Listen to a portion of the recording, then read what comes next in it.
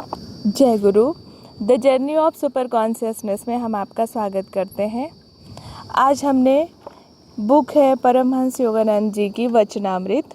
इसी बुक से आज मैंने फिर से गुरु जी के थोड़े से कथन लिए हैं।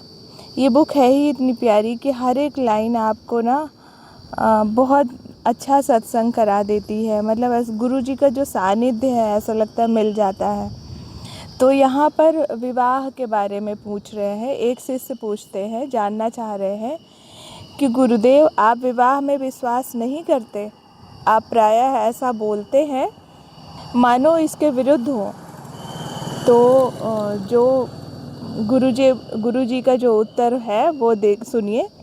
गुरु जी बोलते हैं कि जो मन से त्यागी हैं और अनंत प्रेमी ईश्वर की जिज्ञासा में तीव्रता से लगे हैं उनके लिए विवाह अनावश्यक तथा बाधक है। स्पष्ट ही कह रहे हैं कि जो लोग मन से मजबूत होते हैं कि अगर एक बार किसी चीज़ का त्याग कर दिया तो फिर बार बार उस बात पे मनन चिंतन नहीं करते। और कई लोग हैं कि मन से कमज़ोर होते हैं, जो ऐसा प्रतिज्ञापन लेते तो हैं बट उस पर रह नहीं पाते, रुक नहीं पाते, मन से कमज़ोर होते, जो त्याग नहीं कर पाते। ऐसे लोग फिर वो डामाडोल होते रहते हैं। तो गुरुजी बोलते हैं कि जो मन से भी त्यागी हो और अनंत प्रेमी ईश्वर की जिज्ञासा में तीव्रता से लगे हैं उनके लिए विवाह पूरी तरह से अनावश्यक है और बाधक भी है। किंतु साधारण अवस्था में मैं सच्चे विवाह के विरुद्ध नहीं हूँ। जो लोग कमज़ोर मन के हैं, जो बायोलॉजिकली बहुत जल्दी झुक जाते हैं, जिनका मन बहुत अभी सुदृढ़ नहीं हुआ है और वो बस इसी संसार में लिप्त रहते हैं, तो साधारणतया बोलते हैं कि मैं विवाह के विरुद्ध नहीं हूँ। उनको विवाह कर लेना चाहिए, अपना नॉर्मल जीवन यापन करना चाहिए।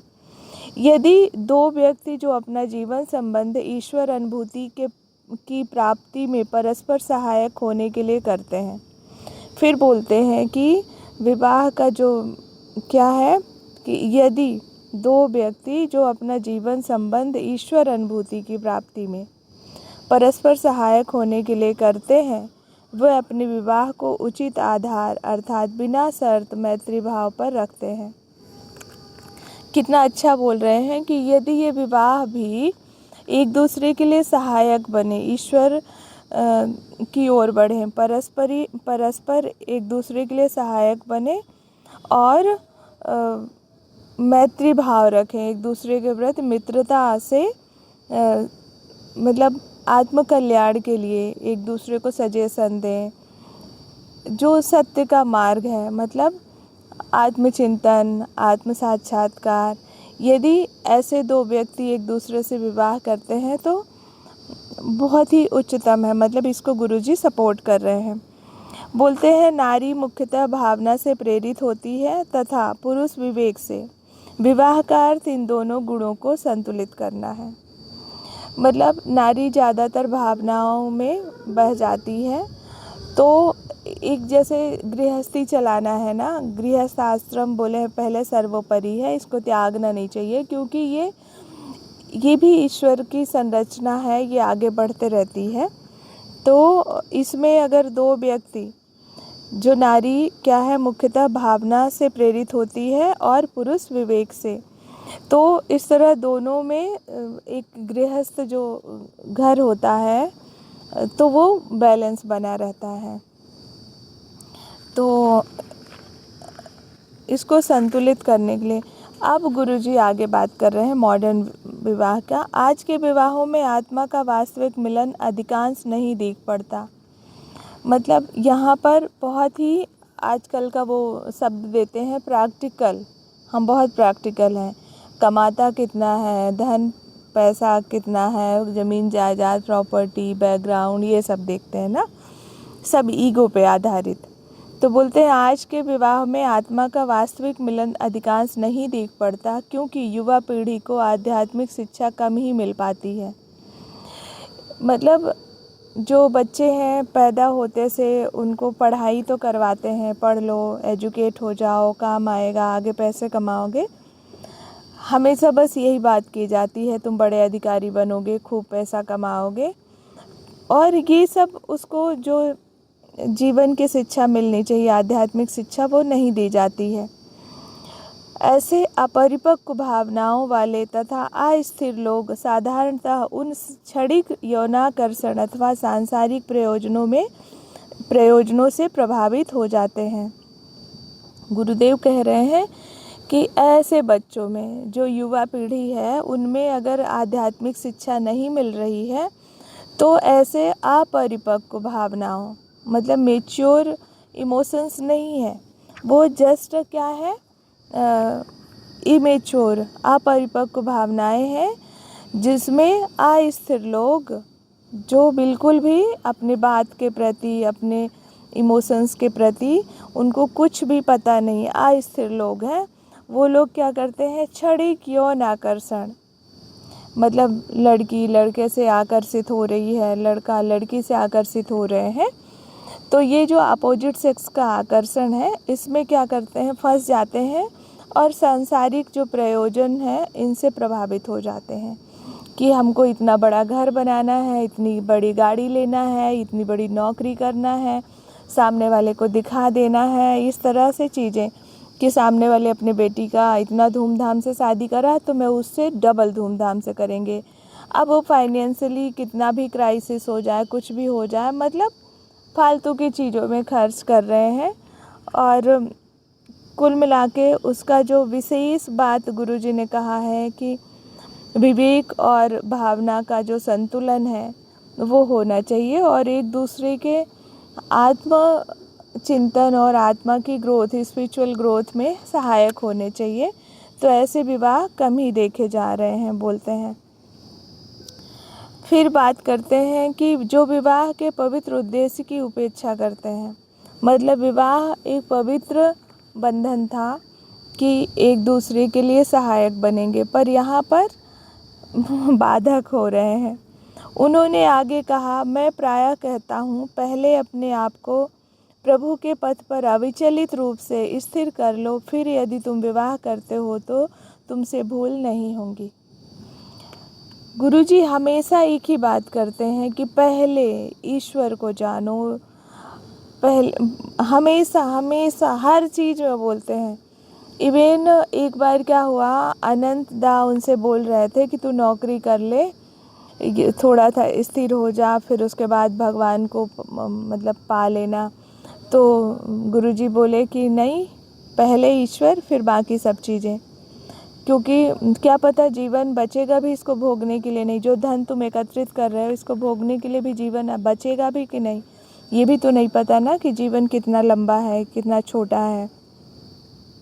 तो गुरुजी हमेशा हमेशा यही बोलते हैं। अभी भी उनने विवाह के मामले में भी यही बोला कि पहले प्रभु के पथ पर अविचलित रूप से स्थिर कर लो, मतलब अंदर से एक स्थिरता आ जाए प्रभु के पथ पर, फिर उसके बाद विवाह करते भी हो तो तुमसे भूल नहीं होगी, मतलब तुम ये पूरी तरह से संसारी नहीं हो पाओगे, ऐसा। फिर आगे बोलते, एक शिष्य ने पूछा, क्या ईश्वर कुछ लोगों पर औरों की अपेक्षा अधिक कृपा वृष्टि नहीं करते? तो गुरुदेव बोलते हैं, परमहंस जी उत्तर देते हैं, परमात्मा उन्हें अपना लेते हैं जो परमात्मा को अपनाते हैं। मतलब अस्पष्ट आंसर है कि जैसे हम बोलते हैं किसी किसी पे बहुत गुरुजी की या ईश्वर की कृपा होती है, यूं ही तो ऐसा नहीं है। गुरुजी स्पष्ट कह रहे हैं कि परमात्मा उन्हें अपना लेते हैं जो परमात्मा को अपनाते हैं। मतलब बाहरी रूप से जो पूजा पाठ होता है ये दिखावे की बात नहीं है, मतलब अंतर में यदि हम प्रभु को अपना लेते हैं, अब अंतर की बात तो कोई जानता नहीं है कि इसके भीतर क्या चल रहा है, तो बोलते हैं प्रभु उनको अपना लेते हैं।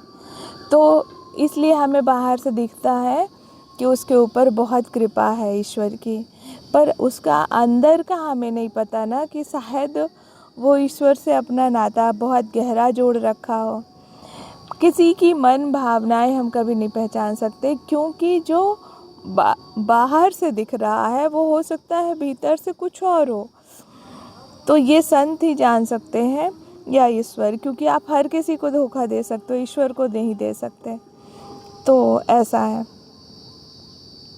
एक बार लापरवाही की जो बात होती है अक्सर गुरुजी उसमें भी है, ऑटोबायोग्राफी में भी है कि जो गोभी चोरी होती है तो वहाँ पर स्वामी श्री युक्तेश्वर जी यही सिखाना चाह रहे थे गुरुदेव को कि मुकुंद तुम लापरवाह मत बनो।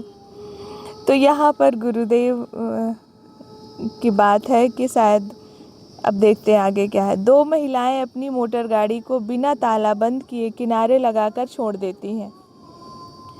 गुरुदेव ने उनसे कहा, उचित सावधानी रखो, अपनी गाड़ी पर ताला लगाओ। फिर आगे देखते हैं। उन महिलाओं ने गुस्से से कहा, आपकी ईश्वर में आस्था कहाँ गई? मतलब गुरुदेव बोल रहे हैं कि सावधानी रखो, अपनी गाड़ी में ताला लगा दो, क्योंकि वो महिलाएं अपनी गाड़ी में ताला नहीं बंद करती थीं। तो वो महिलाएं गुरुजी को ही क्या बोल रही हैं कि आपकी जो ईश्वर पे आस्था थी वो कहाँ गई? गुरुजी पे ही सवाल हो रहा है। तो परमहंस जी ने उत्तर दिया, हमारे गुरुदेव ने, कि मुझ में आस्था है, किंतु इसका मतलब लापरवाही नहीं है। आस्था और लापरवाही दोनों में बहुत अंतर है। तो एक, अगर हम आस्था रखते हैं तो लापरवाह होना ज़रूरी नहीं है। तो फिर बोलते हैं, उन्होंने फिर भी गाड़ी बिना ताला लगाए छोड़ना जारी रखा। हमेशा वो गाड़ी में ताला नहीं लगाती थी कि ईश्वर देख लेंगे, ईश्वर पे आस्था रखती थी इसलिए।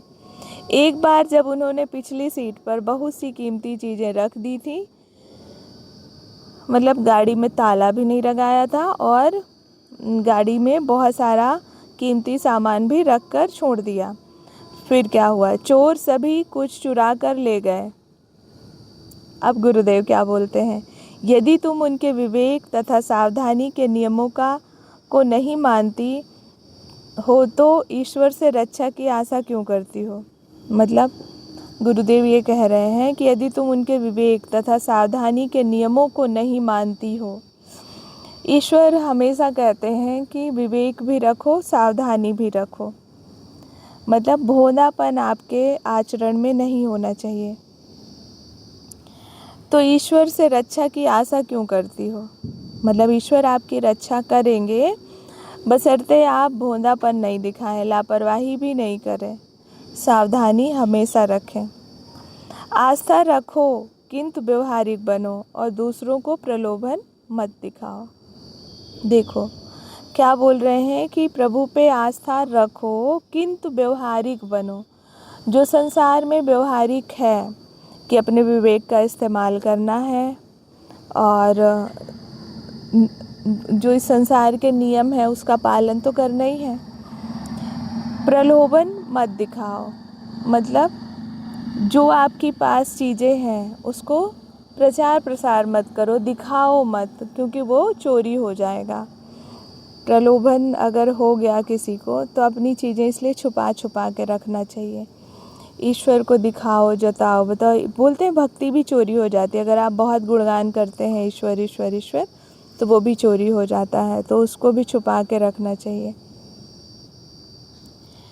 इस तरह से बात होती है कि ईश्वर है आपके साथ, ईश्वर पे आस्था है, इसका मतलब ये नहीं है कि आप सावधानी ना रखें।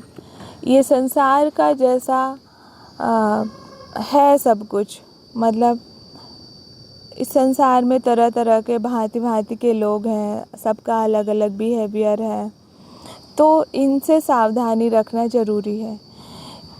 ईश्वर है, ईश्वर संभाल रहे हैं, बट आपको पहले अपनी सावधानी रखनी है। एक बार ऐसा होता है कि 2 लोग पानी में बहाव में बहे चले जा रहे थे और हेल्प हेल्प पुकार रहे थे। तो एक नाव वाला आया और बोला कि जल्दी से इस नाव पे सवार हो जाओ, हम चलते हैं। तो एक व्यक्ति तो उसमें जल्दी से सवार हो गया और दूसरा बोलता है नहीं, हमारे प्रभु आएंगे। तो यहाँ पर और वो बह जाता है, मर जाता है। जो नहीं आया उसमें नाव में, वो नदी में बह जाता है बाढ़ में। तो यहाँ पर ये सीख मिलती है कि ईश्वर पुकार रहे थे तो ईश्वर की सहायता भेजी गई। अब वो केवट आया तो क्या उस केवट में ईश्वर नहीं है? तो अपने बुद्धि और विवेक का भी इस्तेमाल करना है, जानबूझकर कि नहीं साक्षात ईश्वर, तो साक्षात ईश्वर क्या, वो अगर देखा जाए तो उसमें साक्षात ईश्वर है। क्योंकि जब कण कण में ईश्वर है तो आप कौन से साक्षात ईश्वर की बात कर रहे हो? आप किस रूप में ईश्वर आए, कौन से रूप की प्रतीक्षा कर रहे थे?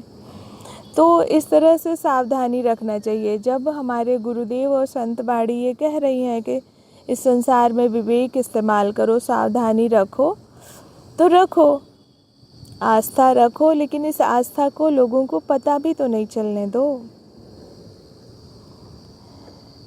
तो हम विवाह से शुरू करें कि गुरुजी बोलते हैं कि विवाह क्या होना चाहिए? एक दूसरे का सहायक होना चाहिए। विवाह में मैत्री भाव होना चाहिए, एक दूसरे डोमिनेटिंग नेचर नहीं होना चाहिए। और ये सब आध्यात्मिक शिक्षाओं से ही डेवलप होगा। क्योंकि जब हम जानते हैं कि हमारा जो पर्पस है, जीवन का उद्देश्य जो है ईश्वर को प्राप्त करना है, तो हम एक दूसरे के सहायक बनते हैं, एक दूसरे के ऊपर प्रभाव नहीं छोड़ते, डोमिनेटिंग नेचर नहीं होते कि ये कमज़ोर है तो इसको दबाओ, कि तुम्हारा ये काम है, कि तुम्हारा ये दायरा है। शरीर भाव में अगर चेतना है शरीर पर, तो एक दूसरे को हम शरीर ही समझते हैं, और फिर शरीर पे जो भी अत्याचार होते हैं वो जायज़ है। लेकिन यदि कोई इंसान आध्यात्मिक शिक्षा दीक्षा ग्रहण करता है और पहले ईश्वर को चुनता है, उसके बाद विवाह करता भी है, तो एक दूसरे के लिए सहायक बनते हैं।